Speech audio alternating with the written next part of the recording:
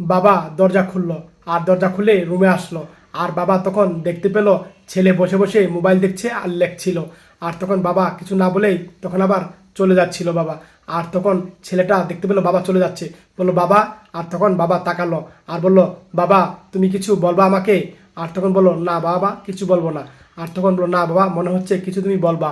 আর তখন বললো, হ্যাঁ বাবা আমার কিছু টাকা দরকার ছিল। আর তখন ছেলে বললো, টাকা দরকার ছিল, এটা বলতে তুমি লজ্জা পাচ্ছ? আর তখন ছেলেটা উঠলো। আর তখন ছেলে উঠে বাবার কাছে যাচ্ছে।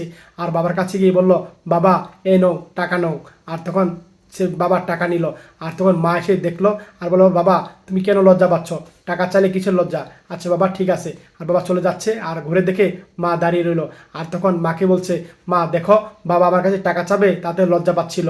আর তখন মা কথা শুনে বলল, বাবা শোন, ছেলে যখন বড় হয়ে যায় আর বাবা মা তখন জোয়ান থাকে, তখন বাবা মা ছেলের কাছে টাকা চাইলে লজ্জাই পা। এইভাবে মা কথাগুলো বলছে। তো বাবা তুই তোর বাবা দিকে খেয়াল রাখিস। এইভাবে মা কথা বলছে। মা শোনো, কেন লজ্জা? আমি তো তার ছেলে। বাবা তাতে কি হচ্ছে? ছেলে তো ঠিক আছে, কিন্তু ছেলে তো এখন ইনকাম সেইভাবে করে না। আর কিভাবে বাবা টাকা চা? আর তখন বাবা বসে আছে, হঠাৎ করে মেসেজ গেল মোবাইলে টাকার। আর তখন ছেলে আসলো। আর ছেলেকে দেখে বাবা বলল যে, বাবা দেখতো মোবাইলে কিসের টাকা আসলো। আর তখন মোবাইলটা দিল। আর তখন ছেলে তো বুঝতে পেরেছে।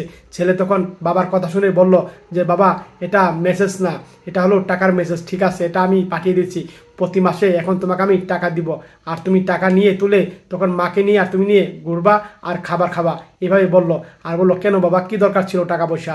আর তুমি বললো, বাবা দরকার আছে বাবা, তুমি যখন কাজ করো না, আমি চাকরি করি, পড়ালেখার পাশাপাশি চাকরি করে থাকি। আমি যে টাকাগুলো পাই কিছু টাকা তোমাকে দেবো, তুমি ঘুরে মাকে নিয়ে ঘুরে খাবার খাবা। আর বাবা শুনে খুশি হলো। এই ভিডিওটা ভালো লাগলে শেয়ার করে দিন সবাই, মন থেকে শেয়ার করে সবাইকে দেখার সুযোগ করে দেবেন সবাই, বেশি বেশি করে শেয়ার।